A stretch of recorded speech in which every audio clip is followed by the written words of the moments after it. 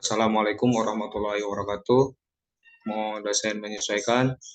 Mohon izin kami dari Timbok atau kelompok 8. Pada kesempatan kali ini kami akan mempresentasikan terkait dua pahlawan pelayan publik. Yang pertama itu Sergio Vieira de Melo dan yang kedua dari Indonesia yaitu Ahmad Suparjo. Sebelumnya izinkan saya akan diri Taruna Muda Politeknik Migrasi, nama Arif Maulana, NRT 2021.2356-1.2, Prodi Administrasi Kebijakan A, nomor presensi 21. Kepada rekan-rekan kelompok yang lain, dipersilakan untuk memperkenalkan diri secara masing-masing. Izin perkenalkan diri Taruna Muda Politeknik Migrasi Angkatan 24. Nama Barula MNRT 2021.2363.1.02. Program Studi Administrasi Keimigrasian A. Lanjut. Izin memperkenalkan diri, Taruna Muda Politeknik Migrasi Angkatan 24. Nama Magid Sanan, NRT 2021.2362.1.02, presensi 27, Administrasi Keimigrasian A. Izin memperkenalkan diri, Taruna Muda Politeknik Imigrasi Angkatan 23, nama Rivaldo Pramudana Deweta, NRT 2020.218.1.02, Prodi Administrasi Keimigrasian A. Baik, sebelumnya mohon izin kepada Bapak tanpa mengurangi rasa hormat bahwasanya anggota kelompok saya atas nama Taruna Rivaldo tidak dapat menyalakan kamera dikarenakan terkendala dalam jaringan Bapak. Izin Bapak. Baik, selanjutnya kita masuk ke dalam materi. Yang pertama, materi akan dibacakan oleh rekan baru. Kepada rekan baru dipersilakan.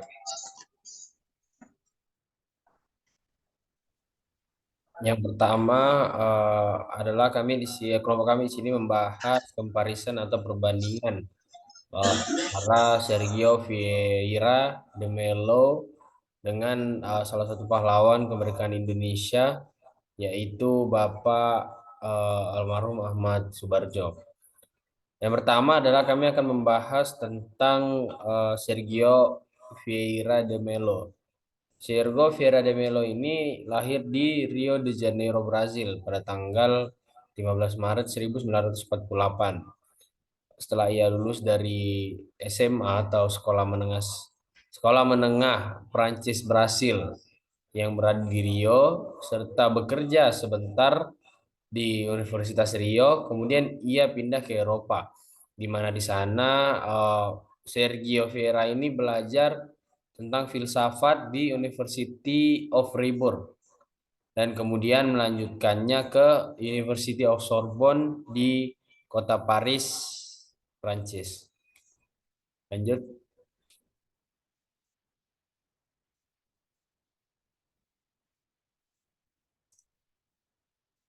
Nah,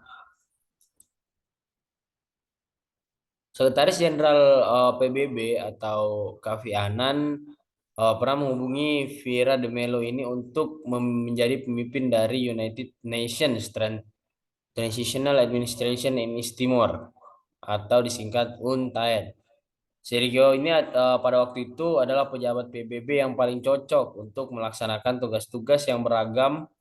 Salah satunya adalah seperti mengawasi penyusunan konstitusi, merencanakan pemilihan umum, serta memfasilitasi kembalinya para pengungsi Timur Leste.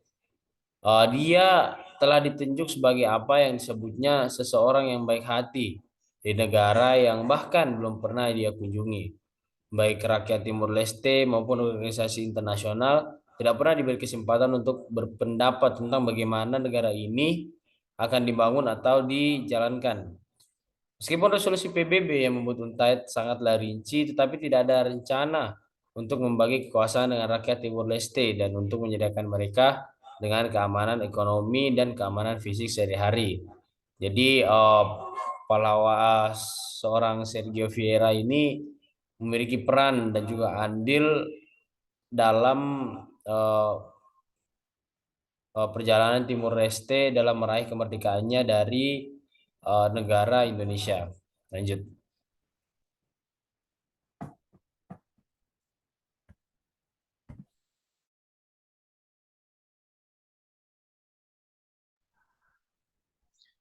Baik, materi berikutnya dapat dilanjutkan oleh rekan Bagit. Silakan.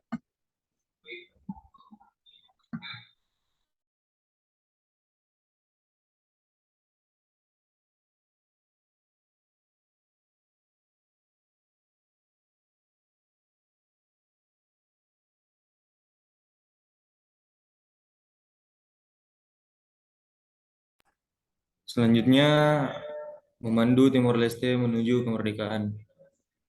Sebagai administrator PBB, ia akan menghadapi banyak keputusan dalam hitungan hari ataupun minggu. Bandara dan pelabuhan harus dibuka, air bersih harus disediakan, layanan kesehatan, sekolah-sekolah dihidupkan kembali, mata uang diciptakan, hubungan dengan Indonesia dinormalisasi, konstitusi dibuat, bahasa resmi diadopsi, sistem pajak, sistem bea cukai dan perbankan dirancang. Kebijakan-kebijakan dan prosedur-prosedur yang biasanya berevolusi selama dekade harus diputuskan dalam beberapa bulan setelah kedatangannya. Pencapaian masa jabatannya di Timor Leste, PBB telah menghabiskan dana sebesar 2,2 miliar dengan merenovasi 700 sekolah dan memulihkan 17 pembangkit listrik pedesaan, melatih ribuan guru, merekrut lebih dari 14.000 pegawai negeri untuk 15.000 pekerjaan, membentuk 2 batalion tentara dan melatih dan mempersiapkan lebih dari 1.500 petugas polisi. Sebuah konstitusi telah dikembangkan dan diratifikasi, sebuah majelis telah terbentuk dan pemilihan umum diadakan. Slide selanjutnya. Yang pertama, perkenalan tentang Ahmad Subarjo. Raden Ahmad Subarjo Jojo Adi Surjo telah dilahirkan di Teluk Jambe, Karawang, Jawa Barat pada tanggal 23 Maret 1896. Ia merupakan Menteri Luar Negeri yang pertama, Menteri Luar Negeri Republik Indonesia yang pertama setelah merdeka. Menempuh studi di Sekolah Menengah Hogere Burger School atau disingkat HBS di Batavia, Jakarta pada tahun 1917. Kemudian setelah itu ia melanjutkan pendidikannya di Universitas Leiden di Belanda dan memperoleh ijazah Master in the Rechten atau sarjana hukum di bidang undang-undang pada tahun 1933. Baik, untuk materi selanjutnya akan dilanjutkan oleh Taruna Rivaldo. Kepada Taruna Rivaldo dipersilakan.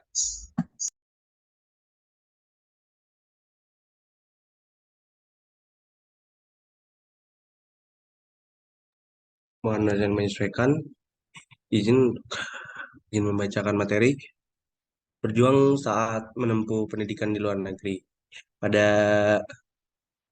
Februari 1927, Bapak Ahmad Subarjo bersama beberapa pemuda dari Indonesia yang sedang menuntut ilmu di Belanda menghadiri forum bernama Liga Anti Imperialisme dan Penindasan di Brussel, Belgia. Bapak Ahmad Subarjo melalui bukunya berjudul Kesadaran Nasional, sebuah autobiografi tahun 1978 mengungkapkan ia datang selaku perwakilan mahasiswa Indonesia bersama Bapak Muhammad Hatta, Bapak Samaun, Bapak Gatot Taruno Miharjo, dan Bapak Muhammad Nazir Datuk Pamunjak. Dalam forum internasional tersebut, Bapak Ahmad Subarjo berkesempatan angkat bicara di hadapan hadirin. Ia menegaskan pentingnya upaya yang harus dilakukan melawan kolonialisme dan imperialisme. Yakini dengan bersatu dan sepakat. Masih pada tahun 1927, Bapak Ahmad Subarjo mewakili Perhimpunan Indonesia dalam acara peringatan ulang tahun ex-Uni Soviet, ia mengajukan Moskow dan Leningrad untuk menambah pengetahuan politik dan menyebarluaskan perjuangan rakyat Indonesia melawan penindasan Belanda. Baik, untuk slide selanjutnya. Menteri Luar Negeri Republik Indonesia pertama. Sehari setelah proklamasi tanggal 18 Agustus 1945, Bapak Ahmad Subarjo dilantik sebagai Menteri Luar Negeri Republik Indonesia pertama untuk mengisi kabinet presidensial yang dipimpin Bapak Soekarno sebagai Presiden dan Bapak Muhammad Hatta selaku Wakil Presiden. Bapak Ahmad Subarjo sebagai Menteri Luar Negeri Indonesia mempunyai tugas untuk menyebarluaskan berita mengenai kemerdekaan Indonesia ke seluruh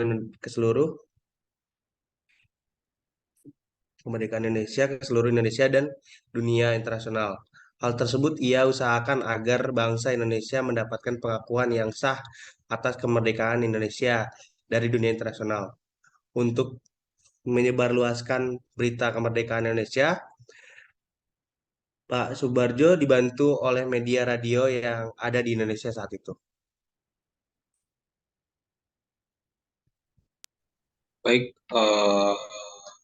pelajaran yang bisa kita ambil dari kedua tokoh tersebut, yang pertama itu semangat belajar. Yang kita ketahui dari kedua tokoh tersebut, kita dapat mengambil pelajaran bahwa pendidikan itu merupakan hal yang sangat penting, sehingga pendidikan itu sendiri dapat mengubah nasib suatu bangsa atau negara. Suatu pepatah mengatakan, tuntutlah ilmu sampai ke negeri Cina. Bedanya, mereka berdua itu menuntut ilmu sampai ke Eropa. Lalu yang kedua, pelajaran yang bisa kita ambil adalah memiliki jiwa organisasi yang tinggi.